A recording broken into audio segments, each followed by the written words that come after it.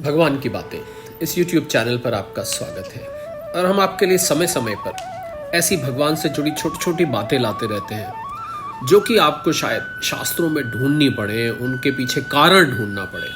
जी हाँ, उनमें एक बात ज़रूर कॉमन होती है कि होती वो सब भगवान के बारे में है, केवल और केवल भगवान के या भगवान के भक्तों के बारे में, या भगवान से संबंधित कथा होती है, या शास्त्रों से निकली हुई कोई ऐसी भगवान की बात होती है जो कि आपके काम की होती है। तो आइए एक और इस कैप्सूल में ऐसी बात लेते हैं जो भगवान कृष्ण से संबंधित है। भगवान कृष्ण के हम जानते हैं अनेकों नाम हैं, कृष्ण कन्हैया, गोपाल, नंदलाल, वासुदेव, कितने ही ना जाने कितने ही नाम। भगवान विष्णु के तो सहस्त्र नाम बताए गए हैं, पर भगवान कृष्ण उन्हीं के अवतार हैं, बात एक ही है, पर अनेकों नाम बताए गए हैं। उसमें से एक नाम है गोविंद। जी हाँ, गोविंद नाम से हम भगवान कृष्ण को जानते हैं। क्यों भगवान का नाम गोविंद पड़ा, कैसे भगवान का नाम गोविंद पड़ा, क्या इसके पीछे रहस्य है, क्या इसके पीछे कथा है, आइए जानते हैं। पर उससे पहले भगवान की स्तुति जरूर करते हैं। वंशी विभूषित करा नवनीरदाभात, पितांबरा दरुण बिंब फलाधरोष्टात्, पूर्णेन्दु सुंदर मुखारदर बिंद नेत्रात्, कृष्णात् परम किमिपि तत्व महम न जाने। जी हाँ, भगवान कृष्ण का चिर परिचित नाम गोविंद। कैसे पड़ा ये नाम? तो भगवान की गोवर्धन लीला तो हम सब जानते हैं। तो गोवर्धन लीला के समय हम जानते हैं कि क्यों गोवर्धन लीला हुई और गोवर्धन लीला के समय वर्षा हुई। ये सब बात हमने कहीं कहीं टुकड़ों में या एक साथ सुनी हुई है। तो उस समय जब इंद्रदेव वर्षा और विनाश का तांडव करके थक गए और वो वृंदावन और वृंदावन वासियों को कुछ भी अहित नहीं कर पाए, क्योंकि भगवान ने अपनी छोटी सी उंगली पर गोवर्धन पर्वत उठाए रखा और बाकायदा 7 दिन तक उठाए रखा। और तब बहुत इंद्र लज्जित हुए। वो भगवान की लीला थी और उनकी शक्ति को वो अब पहचान चुके थे।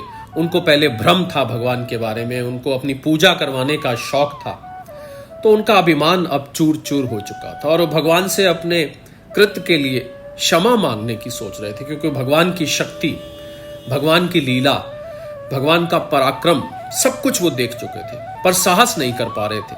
तभी आकाश मार्ग से तेज प्रकाश उत्पन्न हुआ और घंटियों की मधुर ध्वनि गूंजने लगी। कुछ ही देर में गौ माता सुरभि वहां प्रकट हुई और इंद्र को संबोधित करते हुए बोली, हे देवराज, मैंने अब तक आपको गौवंश का रक्षक ही समझा था, किंतु अब मेरा भ्रम टूट गया, क्योंकि इंद्र ने तो पूरे के पूरे ब्रिज पर भयंकर वर्षा करी थी, प्रलय के समान वर्षा करी थी। वहां तो सभी लोग थे, ग्वाल बाल गौएं भी थी। इसी बात को लेकर माता सुरभि ने यह बात कही। उन्होंने कहा कि आपने अपने अहंकार के कारण वृंदावन के संपूर्ण गोवंश को समाप्त करने के लिए अपनी पूरी शक्ति का प्रयोग किया, किंतु धन्य है भगवान श्री कृष्ण, जिन्होंने गोवंश की ही नहीं समस्त वृंदावन वासियों की आपके कोप से रक्षा करी है। और सत्य में तो वही गौ रक्षक है, जिन्होंने गौवंश की किसी भी प्राणी का जरा सा भी अहित नहीं होने दिया।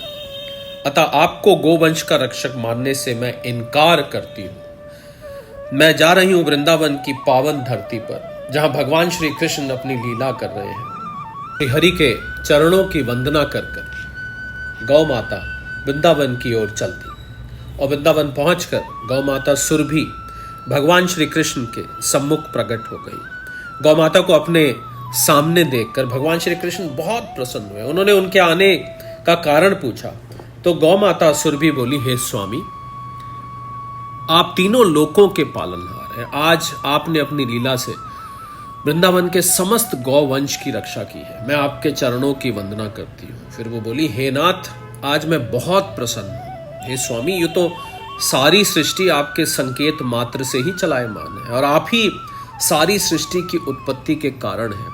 आप ही एकमात्र दाता हैं। सारा संसार आप ही से उपभोग प्राप्त करता है, किंतु हे स्वामी, आज मैं आपको कुछ देना चाहती हूँ, आप कृपया स्वीकार करें। तब भगवान बड़े प्रेम पूर्वक बोले, हे माता, आप मुझको अपनी माता के समान ही प्रिय हैं। आप जो भी देंगी उसको प्राप्त करना मेरा परम सौभाग्य होगा। ये सुनकर गौ माता सुरभि बहुत प्रसन्न हुई और बोली, हे स्वामी, आपके इस संसार में अनेकों नाम हैं, किंतु आज मैं भी आपको एक नाम देना चाहती हूँ, कृपया इस नाम को आप स्वीकार करें। तब भगवान अत्यंत प्रसन्न होते हुए बोले, अवश्य माता, शीघ्र ही बताएं। तो गौ माता सुरभि बोलने लगी, हे नाथ, आपने समस्त गौवंश की रक्षा की है, इसलिए आज से आपका नाम गोविंद होगा। आप इस नाम से पुकारे जाएंगे।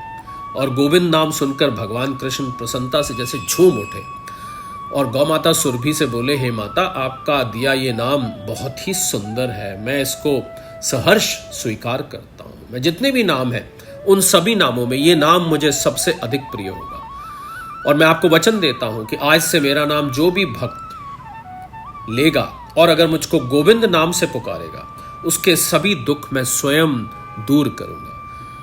भगवान और गौ माता सुरभि के बीच में ये जो वार्तालाप, इंटरैक्शन चल रहा था, तभी वहां देवराज इंद्र भी आ पहुंचे। उन्होंने भगवान से अपने अपराध के लिए क्षमा मांगी और गोविंद नाम से भगवान की वंदना की।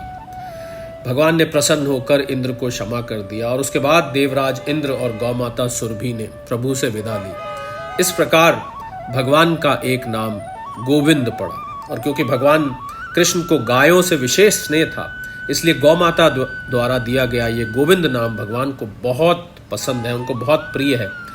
ऐसा माना जाता है कि जो भी भक्त भगवान को गोविंद नाम से पुकारता है, भगवान उसकी प्रार्थना को इस प्रकार स्वीकार करते हैं जैसे गौ माता उनको पुकार रही हो। इसलिए भगवान के जिस भी भक्त को भगवान का आश्रय प्राप्त करना हो, उसे जीवन के प्रत्येक क्षण में गोविंद गोविंद नाम बोलना चाहिए। जब भी भगवान को पुकारे तो गोविंद नाम से पुकारे। तो जी हाँ, ये छोटी सी एक कथा थी कि भगवान का गोविंद नाम कैसे पड़ा। भगवान के हर नाम के पीछे कुछ न कुछ रहस्य छुपा है।